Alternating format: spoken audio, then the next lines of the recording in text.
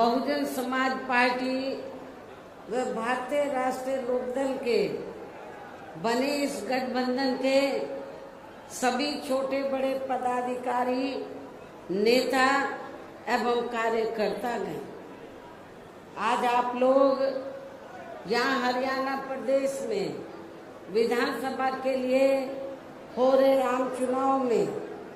अपने गठबंधन के उम्मीदवारों के समर्थन में हमें सुनने के लिए यहाँ भारी संख्या में इकट्ठा हुए हैं, तो उसके लिए मैं आप सभी लोगों का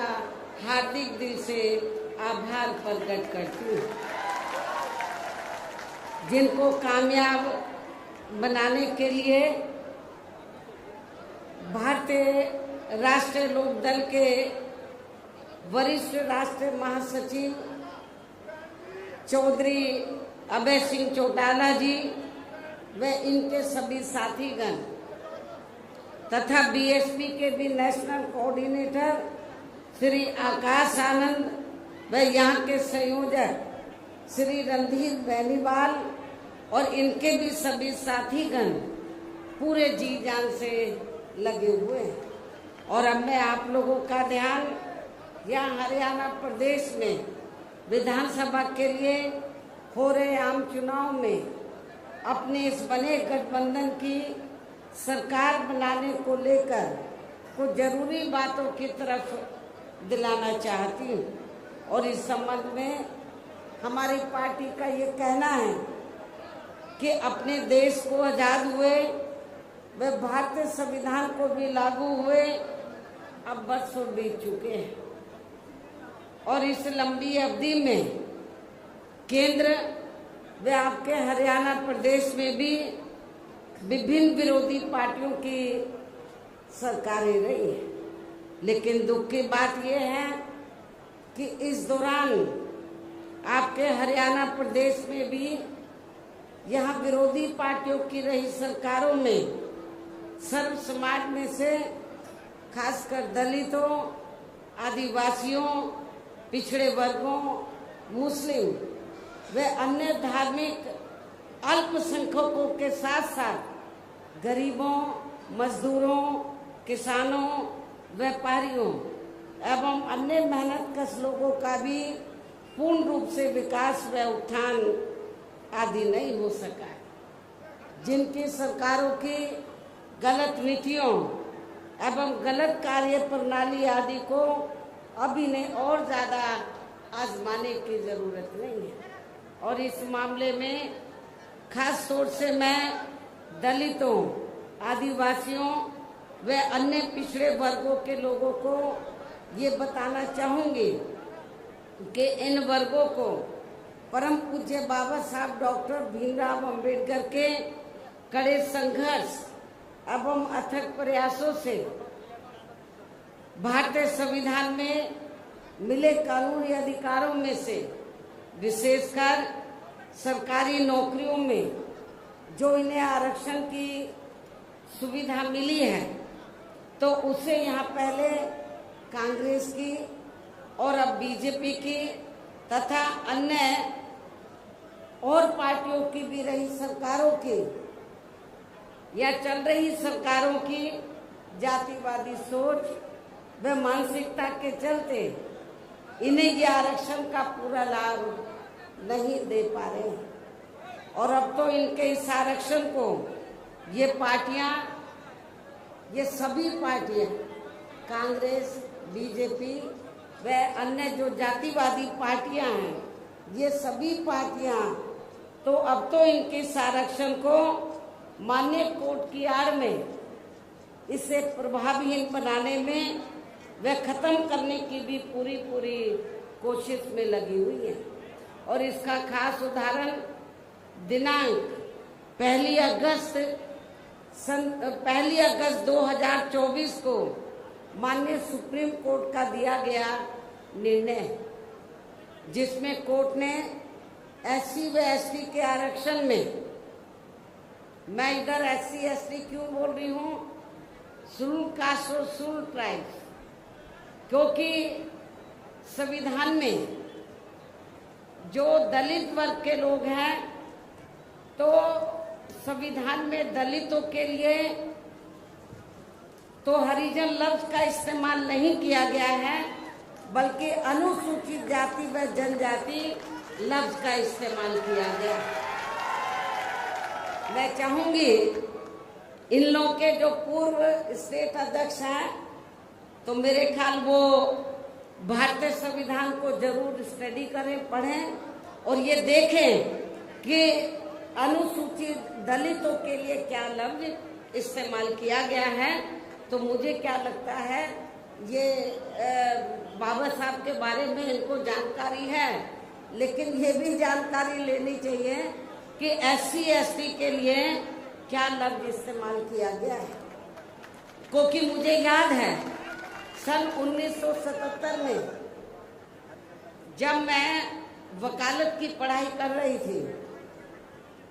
LLB फर्स्ट ईयर की स्टूडेंट थी, दिल्ली यूनिवर्सिटी से पढ़ रही थी। 1977 में जनता पार्टी की सरकार बनी और इन्होंने बोर्ड क्या कह के लिया था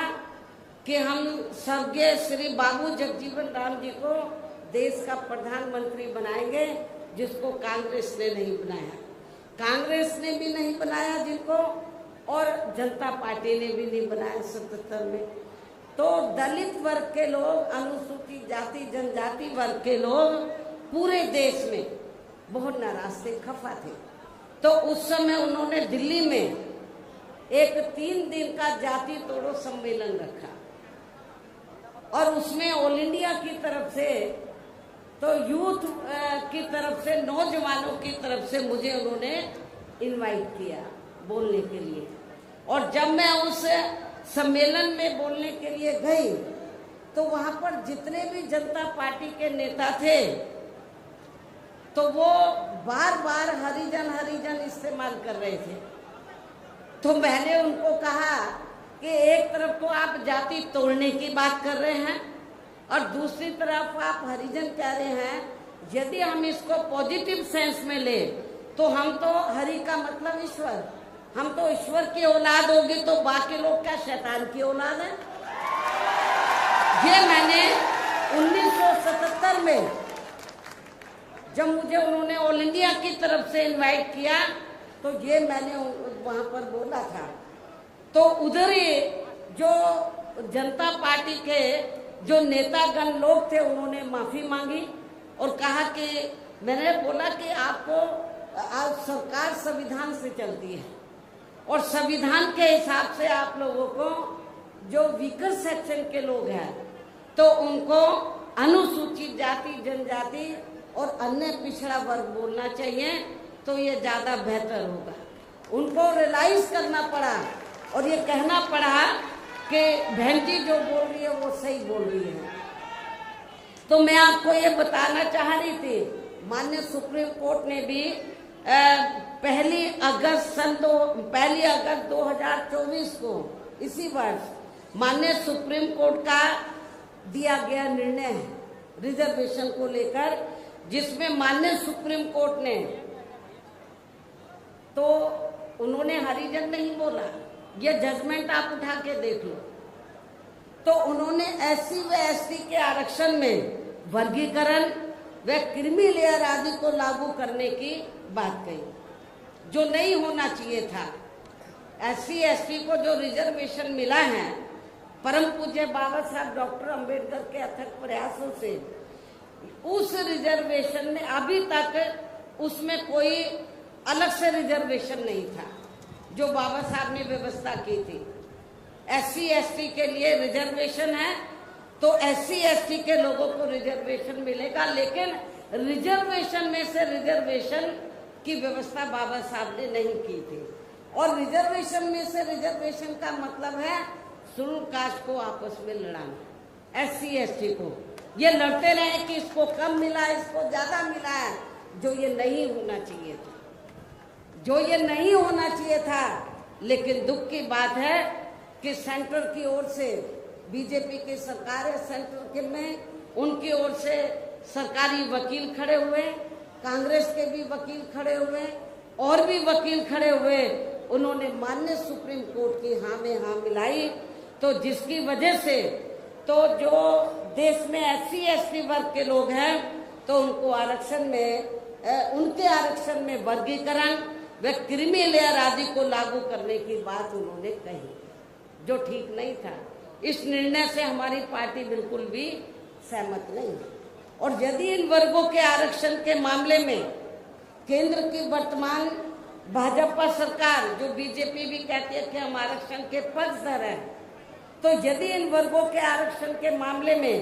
केंद्र की वर्तमान भाजपा सरकार की भी नीति व नीयत साफ होती तो फिर ये सरकार माननीय सुप्रीम कोर्ट के आरक्षण को लेकर आए इस निर्णय को बिना कोई देरी किए हुए उसे निष्प्रभावी बनाने व पूर्व की स्थिति में लाने के लिए संसद का विशेष सत्र बुलाकर फिर संवैधानिक संशोधन विधेयक जरूर लाती और उसे विपक्ष को साथ में लेकर पास भी जरूर कराती। और इतना ही नहीं बल्कि इसके लिए कांग्रेस व इनके इंडिया गठबंधन ने अभी तक भी केंद्र सरकार पर कोई दबाव नहीं बनाया। ना तो केंद्र में बीजेपी की सरकार संवैधानिक संशोधन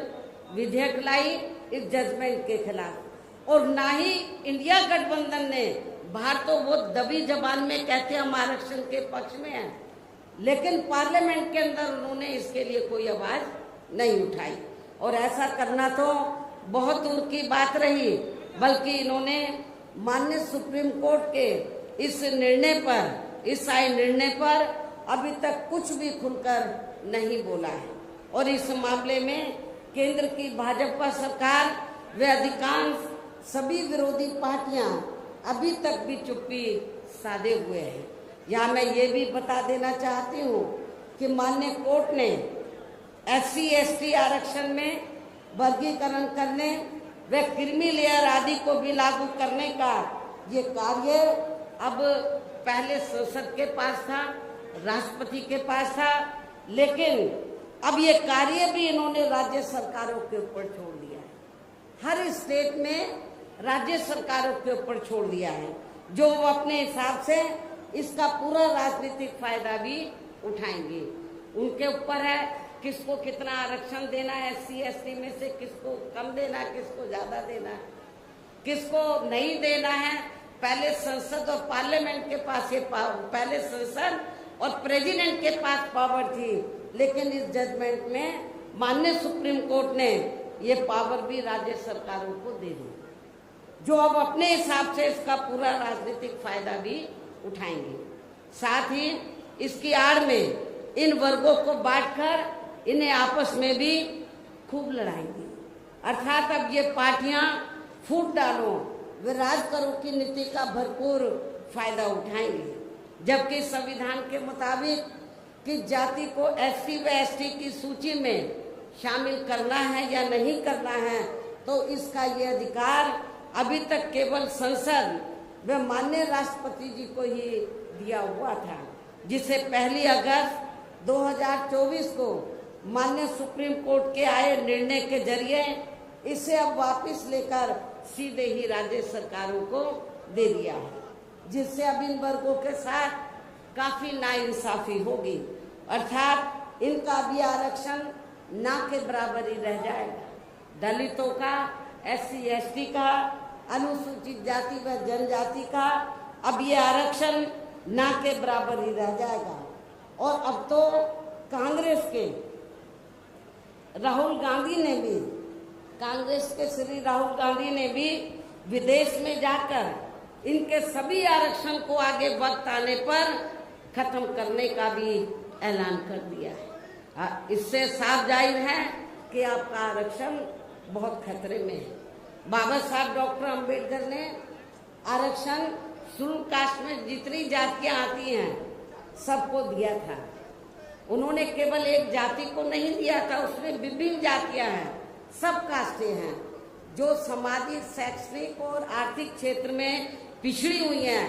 तो शेड्यूल कास्ट का मतलब क्या है? ये तो शेड्यूल बनी, इनकी एक सूची बनी, तो उसके आधार पर उन जातियों को शामिल करके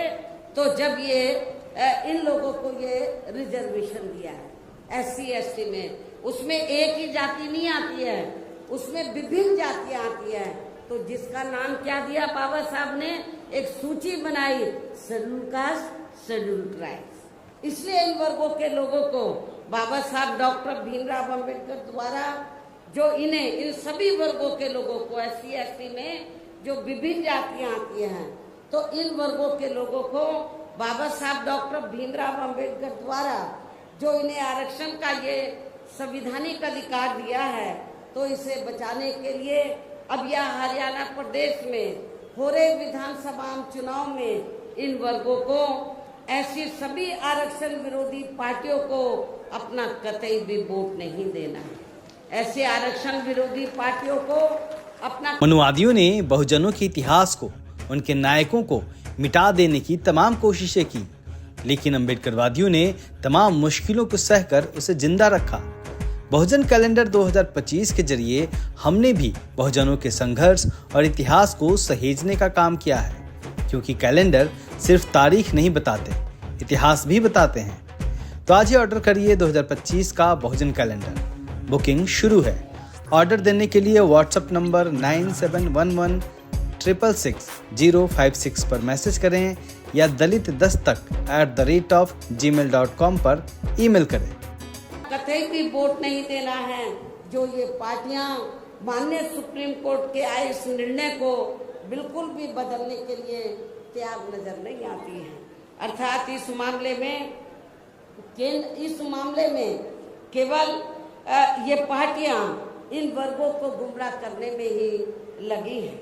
ऐसी स्थिति में अब इन वर्गों को यहाँ विधानसभा के हो रहे आम चुनाव में अपने बने इस गठबंधन की ही सरकार बनाकर इसे लागू होने से तब तक लटकाकर व रोक कर रखना है जब तक केंद्र व विपक्ष द्वारा इस निर्णय को संवैधानिक संशोधन के जरिए खत्म करके इसे पुरानी स्थिति में बहाल नहीं कर दिया जाता है। इसलिए ऐसी स्थिति में अब आप लोगों को एक तरफा अपना वोट केवल बीएसपी व इन्हें लोग के बने अपने इस गठबंधन को ही देना है, ताकि सत्ता में आकर यहाँ के स्टेट में माननीय सुप्रीम कोर्ट के आए इस निर्णय पर कुछ हद तक अंकुश लगाया जा सके। इतना ही नहीं बल्कि केंद्र व राज्यों में कांग्रेस, बीजेपी व अन्य जातिवादी पार्टियों की रही सरकारों ने इनका आरक्षण का कोटा अभी तक भी पूरा नहीं भरा है, जिसे फिर अंत में किसी न किसी रूप में सामान्य वर्गों को ही दे दिया जाता है। पदोन्नति में आरक्षण को तो इन्होंने मान्य कोर्ट की आड़ में काफी हद तक खत्म ही कर दिया है। इसके साथ ही केंद्र व राज्यों की भी सरकारों द्वारा इन वर्गों के लोगों को प्राइवेट सेक्टर में आरक्षण दिए जाने की व्यवस्था किए बिना ही इनके ज्यादातर सरकारी कार्य अब यहाँ प्राइवेट सेक्टर के जरिए ही देश के अधिकांश बड़े बड़े पूंजीपतियों व धन्ना सेठों को ही दिए जा रहे हैं, जिसके कारण आपके यहाँ हरियाणा प्रदेश से पूरे देश में अब इन वर्गों के लोगों को आरक्षण का बहुत कम ही लाभ मिल पा रहा है। और इससे अब पूरे देश में दलितों व आदिवासियों के साथ साथ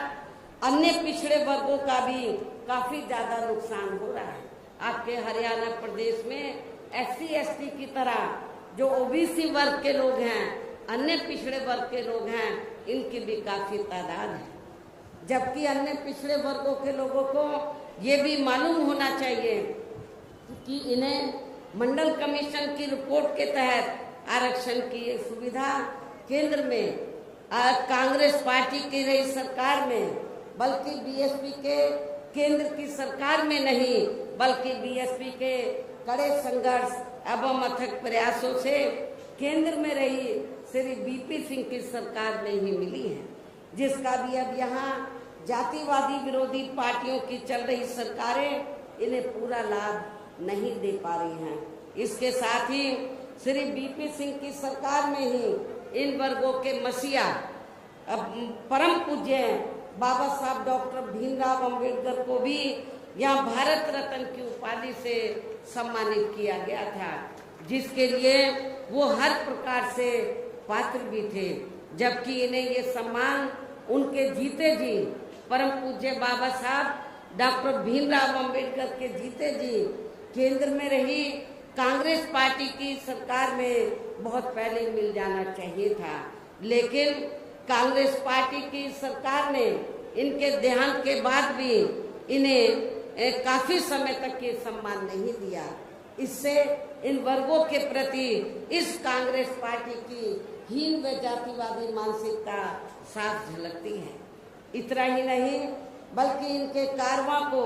आगे बढ़ाने वाले वे हर मामले में समर्पित रहे व्यक्तित्व मान्यवर श्री कांशीराम जी के देहांत होने पर केंद्र में रही इसी कांग्रेस पार्टी की सरकार ने इनके सम्मान में एक दिन का भी राष्ट्रीय शोक घोषित नहीं किया था। इसके साथ ही इन वर्गों के लोगों को जुर्म जाति से निजात दिलाने के लिए जो भी यहाँ नियम व कानून आदि बने हैं तो उन पर भी केंद्र व राज्यों की सरकारें सही से अमल नहीं कर पा रही हैं, जिससे अब यह खासकर दलितों, आदिवासियों व अन्य पिछड़े वर्गों के ऊपर शोषण करने वाले लोगों का मनोबल और भी ज्यादा बढ़ रहा है। और ये सब हमें यहाँ आपके हरियाणा प्रदेश में भी काफी कुछ देखने के लिए मिल रहा है। इसी प्रकार हमें पूरे देश में मुस्लिम व अन्य धार्मिक अल्पसंख्यक समाज के लोगों की भी अधिकांश मामलों में हालत कोई खास अच्छी नजर नहीं आती है। इसके साथ साथ अपर कास्ट समाज व जाट समाज में भी खासकर गरीब लोगों की भी आर्थिक स्थिति अभी भी यहाँ आपके हरियाणा प्रदेश सहित पूरे देश में काफी ज्यादा खराब व दयनीय बनी हुई है। इनके अलावा आपके हरियाणा प्रदेश सहित पूरे देश में सर्व समाज में से विशेषकर यहाँ गरीब, मजदूर, किसान, कर्मचारी, व्यापारी एवं अन्य मेहनतकश लोग भी अपनी विभिन्न समस्याओं को लेकर अभी भी हमें काफी ज्यादा दुखी ही नजर आते हैं। और इनमें भी किसान वर्ग तो केंद्र में अभी तक की रही सभी सरकारों द्वारा बनाई गई उनकी गलत नीतियों के कारण अब काफी ज्यादा परेशान व दुखी भी रहा है और अभी भी है। लेकिन इन सब की मुख्य वजह हमारी पार्टी केंद्र में व आपके हरियाणा प्रदेश में भी यहाँ अब तक की रही अधिकांश विरोधी पार्टियों की सरकारों की गरीब व किसान विरोधी तथा इनकी जातिवादी, पूंजीवादी व संकीर्ण मानसिकता के तहत बनाई गई उनकी गलत नीतियों एवं गलत कार्य प्रणाली को ही काफी हद तक जिम्मेवार मानकर चलती हैं। और इस मामले में खासकर इनकी गलत आर्थिक नीतियों की वजह से ही आए दिन यहाँ पूरे देश में गरीबी, बेरोजगारी व महंगाई आदि भी काफी ज्यादा बढ़ रही है, जिससे आम जनता काफी ज्यादा परेशान व दुखी भी है। इसके साथ साथ अभी भी अपने देश में भ्रष्टाचार हर स्तर पर काफी ज्यादा व्याप्त है, जिससे आपका खुद का अपना हरियाणा प्रदेश भी स्टेट भी अछूता नहीं रहा है। और इन सब का मुख्य कारण हमारी पार्टी आजादी के बाद से लेकर अभी तक केंद्र में देश के अधिकांश राज्यों में तथा आपके खुद के अपने हरियाणा प्रदेश में भी ज्यादातर सत्ता यहाँ खासकर पूंजीवादी पार्टियों, जातिवादी व पूंजीवादी पार्टियों के हाथों में ही आने को मानकर चलती है, जिसके कारण ही अब पूरे देश में व आपके खुद के अपने प्रदेश में भी अभी भी हमें यहाँ सर्व समाज के लोग अधिकांश मामलों में काफी ज्यादा दुखी व परेशान ही नजर आते हैं। जबकि पूरे देश में बीएसपी ही अकेली एक ऐसी पार्टी है जो विरोधी पार्टियों की तरह देश के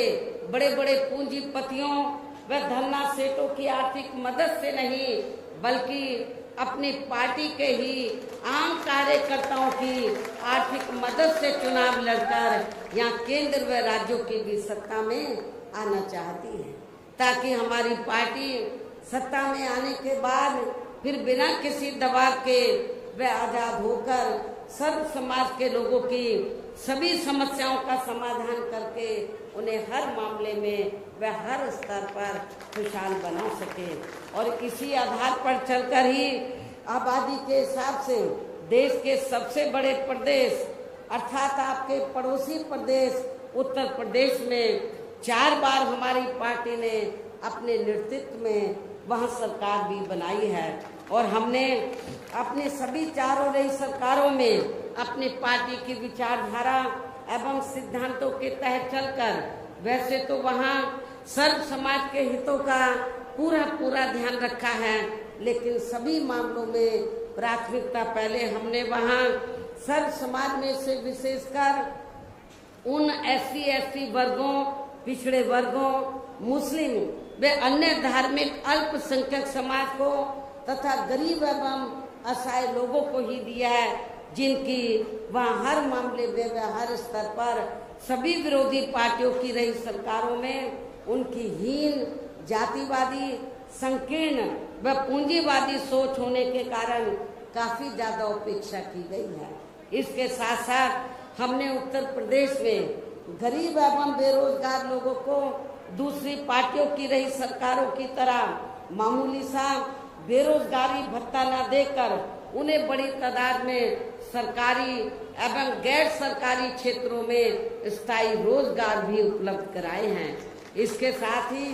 गरीब भूमिहीन लोगों को खेती करने के लिए हमने उन्हें फ्री सरकारी जमीन भी दी है तथा गरीब आवासहीनों को भी तो 2-2 कमरों के फ्री सरकारी पक्के मकान भी दिए हैं, जिससे वहाँ लाखों गरीब लोगों को काफी फायदा पहुँचा है। शहरों व देहातों को भी विकसित किया गया है। देहातों को डॉक्टर अंबेडकर ग्राम विकास योजना के तहत, शहरों को मान्यवर श्री काशीराम जी शहरी समग्र विकास योजना के तहत इनको डेवलप किया गया। इसलिए क्योंकि शहरों में और देहातों में घुसते ही मालूम पड़ जाएगा कि ये दलितों की बस्ती है, ये कमजोर वर्गों की बस्ती है, जिनको जातिवादी मानसिकता के तहत आजादी के बाद से लेकर लगातार जिन भी पार्टियों की सरकारें बनी उन्होंने उनको विकसित नहीं किया। लेकिन जब बीएसपी की सरकार बनी तो हमने बाबा साहब के नाम से योजना बनाकर उन बस्तियों को डेवलप किया और भी बस्तियों को गांव में डेवलप किया, तो जिसकी वजह से उनका रहन सहन में काफी फर्क आया। इसके अलावा हमारी पार्टी की रही सरकार ने वहाँ विभिन्न क्षेत्रों में लगे लोगों के साथ साथ छात्रों, युवाओं, महिलाओं व बुजुर्गों आदि के हितों में भी अनेकों महत्वपूर्ण व ऐतिहासिक कार्य किए हैं, जिनसे उन्हें काफी ज्यादा लाभ पहुंचा है। किसानों की भी अधिकांश समस्याओं का काफी हद तक समाधान किया है तथा उनकी फसलों का भी उन्हें समय से उचित दाम दिया गया है, जो आपके हरियाणा में भी शायद कभी इतना फायदा किसानों को नहीं पहुंचाया गया होगा। इतना ही नहीं बल्कि हमने उत्तर प्रदेश में सर्व समाज के लोगों के ऊपर किसी भी प्रकार की कोई जुर्म जाति आदि भी नहीं होने दी है। इसके साथ ही हमारी पार्टी की रही सरकार ने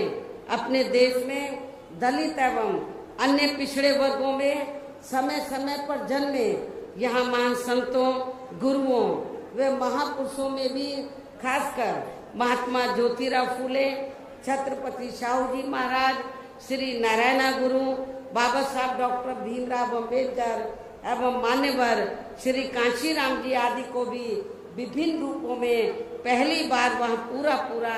आदर सम्मान दिया है, जिन्हें विरोधी पार्टियों के लोग अभी तक भी आसानी से पचा नहीं पा रहे हैं। इस प्रकार से उत्तर प्रदेश में हमारी पार्टी ने अपने सभी चारों रहे शासनकाल के दौरान वह हर मामले में व हर स्तर पर सर्व समाज के लोगों को काफी बेहतरीन सरकार दी है। और यदि आप लोग भी यहाँ अपने हरियाणा प्रदेश में गरीबों, किसानों व आम जनहित के तथा विशेषकर कमजोर एवं उपेक्षित वर्गों के हितों में ऐसे ही कार्य करना चाहते हैं। इसके साथ ही आपके प्रदेश की जनहित से जुड़ी जो भी यहाँ स्थानीय समस्याएं हैं तो उन्हें भी आप दूर करना चाहते हैं, तो फिर आप लोगों को भी उत्तर प्रदेश की तरह ही यहाँ अपने हरियाणा प्रदेश में भी अपने इस बने गठबंधन की सर्वजन हिताय व सर्वजन सुखाय की नीतियों पर आधारित ही सरकार बनानी होगी, जिसके लिए अब आप लोगों को यहाँ अपने हरियाणा प्रदेश में विधानसभा के लिए हो रहे आम चुनाव में अपने बने इस गठबंधन का ही बेहतर रिजल्ट लाना होगा। इसके साथ ही आप लोगों को वोट पड़ने तक यहाँ की सत्ताधारी पार्टी भारतीय जनता पार्टी व अन्य सभी विरोधी पार्टियों के साम दाम दंड भेद आदि हथकंडों से भी जरूर सावधान रहना है। और इस मामले में खासकर आप लोगों को विरोधी पार्टियों के जारी किए गए उनके हवाई व प्रलोभन भरे चुनावी घोषणा पत्रों आदि के बहकावे में तो कतई नहीं आना है। बातें बड़ी बड़ी करते हैं, सत्ता में जब आ जाते हैं तो वो उनको रद्दी में जैसे टोकरी रद्दी की टोकरी में फेंक देते हैं वैसे फेंक देते हैं। तो इस मामले में खासकर आप लोगों को विरोधी पार्टियों के जारी किए गए उनके हवाई व प्रलोभन भरे चुनावी घोषणा पत्रों आदि के बहकावे में तो कतई नहीं आना है, जिन्हें ये पार्टियां सत्ता में आने के बाद अधिकांश अमल में नहीं लाती हैं, जिस पर से अब जनता का काफी हद तक विश्वास भी उठ गया है। इसलिए हमारी पार्टी किसी भी चुनाव में अपना कोई भी चुनावी घोषणा पत्र आदि जारी नहीं करती है। वैसे भी हमारी पार्टी कहने में बहुत कम बल्कि कार्य करके दिखाने में ही ज्यादा विश्वास रखती है, अर्थात जो कहती है तो उसे करके भी दिखाती है। ये सब हमने उत्तर प्रदेश में बिना चुनावी घोषणा पत्र के जारी किए हुए ही 4 बार सरकार बनाकर सरकार बनने के बाद तब हमने ये घोषणा की हम ये काम करेंगे सरकार का बजट देखकर। और अब संक्षेप में मेरा यही कहना है कि आप लोगों को अपने खुद के व अपने हरियाणा प्रदेश के भी हित में यहाँ बीएसपी व इनेलो के बने अपने इस गठबंधन की ही सरकार बनाना बहुत जरूरी है। और अब आप लोगों को अपने इस गठबंधन के ही उम्मीदवारों को ज़्यादा से ज़्यादा कामयाब बनाना है, जिसके लिए बीएसपी के उम्मीदवारों को हाथी चुनाव चिन्ह के सामने वाले बटन को दबाकर तथा राष्ट्रीय लोकदल के उम्मीदवारों को चश्मा चुनाव चिन्ह के सामने वाले बटन को दबा के उन्हें जरूर जिताना है। इस प्रकार से आप लोगों को अपने बने इस गठबंधन की ही पूर्ण बहुमत की सरकार बनाना है। और सरकार बनने पर फिर गठबंधन की ओर से आपके हरियाणा प्रदेश का मुख्यमंत्री चौधरी श्री अभय चौटाला जी को ही बनाया जाएगा, जिनको मेरे आशीर्वाद के साथ साथ इनके पिता चौधरी ओम प्रकाश चौटाला जी का भी पूरा आशीर्वाद प्राप्त है। वैसे स्वर्गीय चौधरी देवीलाल जी का भी हमेशा इन पर आशीर्वाद बना रहा है। इनके साथ साथ गठबंधन की ओर से बीएसपी का एक डिप्टी सीएम दलित वर्ग का अम्बेडकरवादी दलित वर्ग का तथा दूसरा डिप्टी सीएम अन्य पिछड़ा वर्ग या अपर कास्ट समाज में से ही बनाया जाएगा। और ये दोनों डिप्टी सीएम कौन होंगे इसका फैसला चुनाव का नतीजा आने के बाद ही किया जाएगा। इन्हीं जरूरी बातों के साथ ही अब मैं आप सभी लोगों से अपने बने इस गठबंधन के अधिकांश उम्मीदवारों को जिताकर अपनी यहाँ गठबंधन की ही सरकार जरूर बनाना है। इस उम्मीद के साथ ही अब मैं केंद्र सरकार से देश में जातीय जनगणना कराने के लिए भी विशेष अनुरोध करती हूँ, जिसको पहले केंद्र में रही कांग्रेसी सरकार ने और अब वर्तमान में चल रही बीजेपी की सरकार ने भी इसे अभी तक भी लटका के रखा हुआ है, जो उचित नहीं है। इसके लिए भी इनसे विशेष आग्रह के साथ ही और अपने गठबंधन के उम्मीदवारों को ज्यादा से ज्यादा जिताने की पुरजोर अपील करते हुए अब मैं अपनी बात यहीं समाप्त करती हूँ। धन्यवाद। जय भीम व जय भारत।